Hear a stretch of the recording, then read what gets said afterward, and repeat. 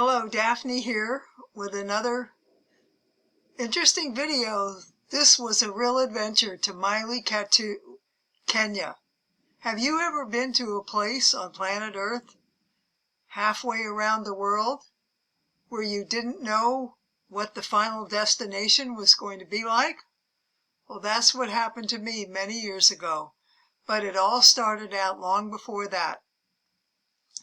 My very sweet, generous son, and considerate, paid for the education of a young Kenyan boy from grade school through college. The story about how my son became connected to this young man is truly a remarkable one, full of coincidences.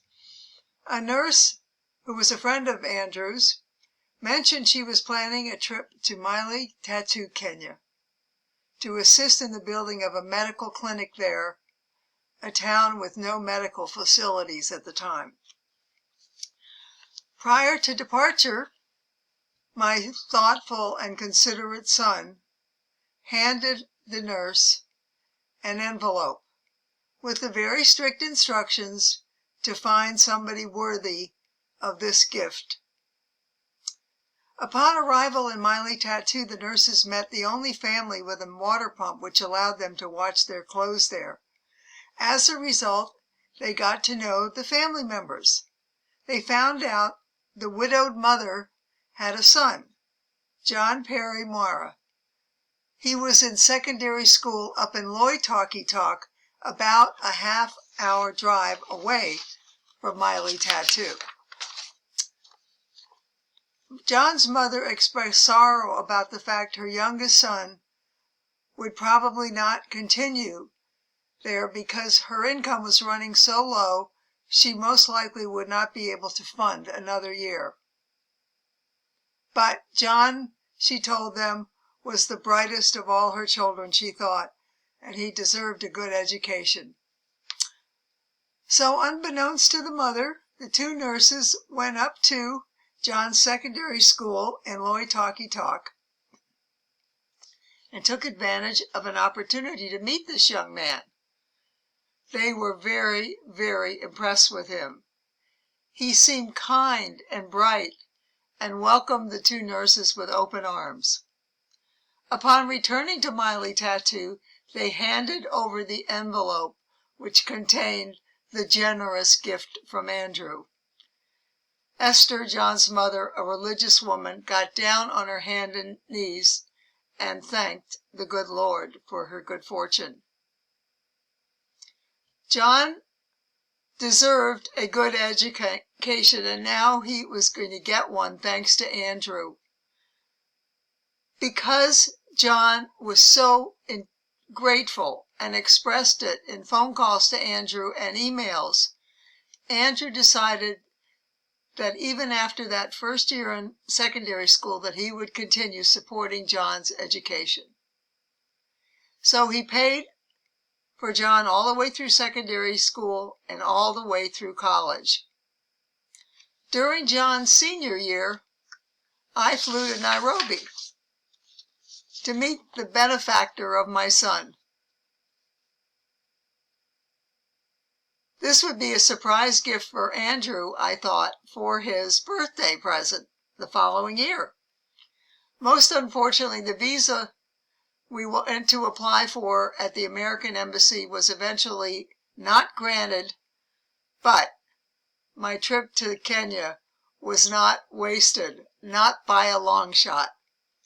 While in Nairobi, John invited me to visit his hometown of Maili Tatu, a 3-hour drive to this tiny hamlet near the border of Tanzania. I jumped at the chance. No thought whatsoever was given to the fact I knew nothing about John's family, nothing about the destination, and along with the fact that I would be sleeping in a hut with bathroom facilities. Guess what? An outhouse. By the time we arrived, it was dark.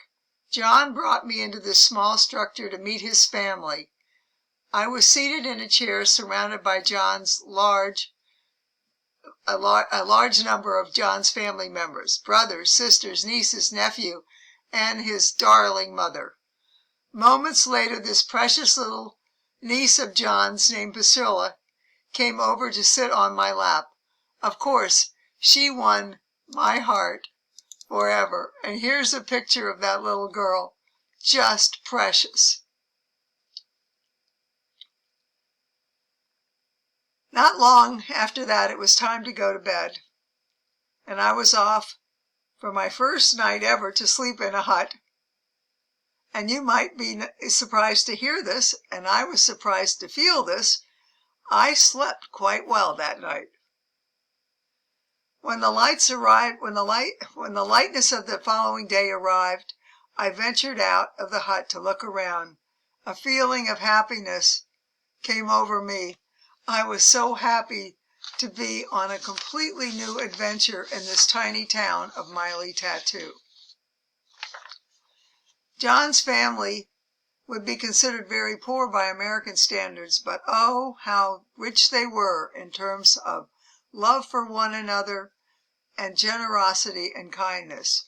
So far away from America, yet I was experiencing one of the greatest experiences of my lifetime, halfway around the world. So here's a picture of John and some of his nieces and nephews and his sister-in-law, Mary. I cannot tell you how much I loved the children, the little relatives of John. They were happy, they were engaging, and even though we couldn't really communicate because their native language is Swahili and obviously mine is English, we did have fun gesturing and hugging and communicating with big smiles back and forth. Of course, when I came to Kenya, I brought presents for the kids. When I came to Maili Tatu, I had bought presents for the kids. And here's a picture of some of them holding the gifts I gave to them. And for every single adult, I brought a Timex watch. After all, Timex watches are supposed to be reliable and last forever. They all seemed very pleased with their new watches. The kids were just so much fun to be with. I loved every moment with them.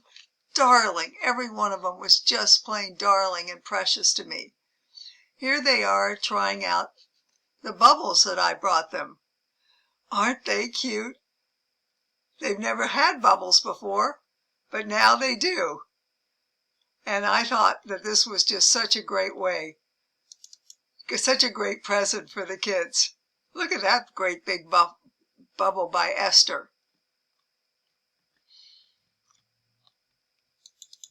John's mother was absolutely delightful. She was so kind, so loving, and just loved to laugh.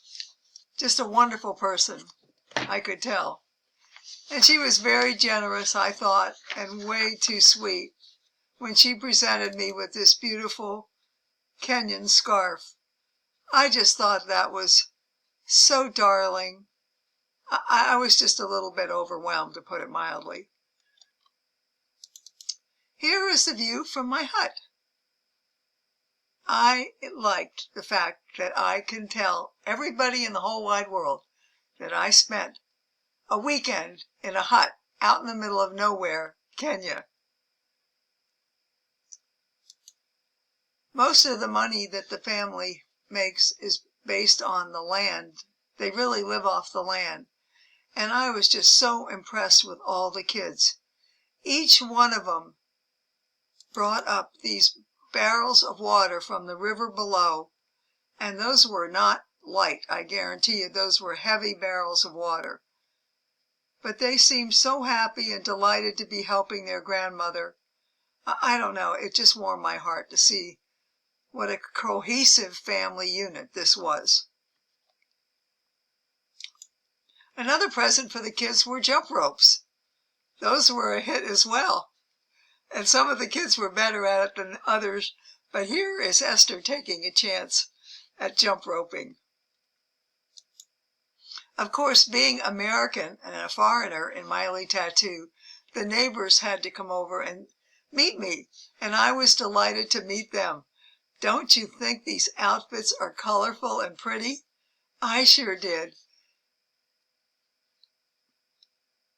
Another present I brought to John was a map of the world. I wanted to show him where I lived in Florida at the time compared to where he lived all the way over here in Africa.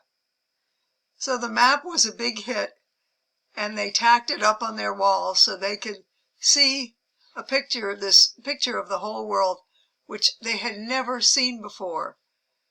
So it was just such a pure joy for me to give this present to them.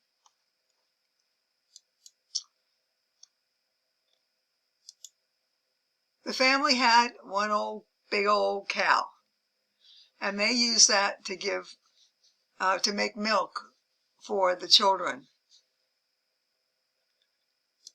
Here's Esther, John's mother, one morning feeding the old boy, or maybe it's a girl, next to the hut. During the afternoon, little Stephen here decided that he was going to start dancing for us, and that's exactly what he did. Oh, he was adorable. Absolutely adorable. The other thing the kids loved were stickers. It was so much fun putting them on each of them. And I don't know why they liked them so much, but they got the biggest kick out of having stickers all over their faces. And here's one of John's smallest nieces, the shyest one of all. She wasn't quite sure about me, so she kept her distance. And I thought this was such a cute picture of her checking me out.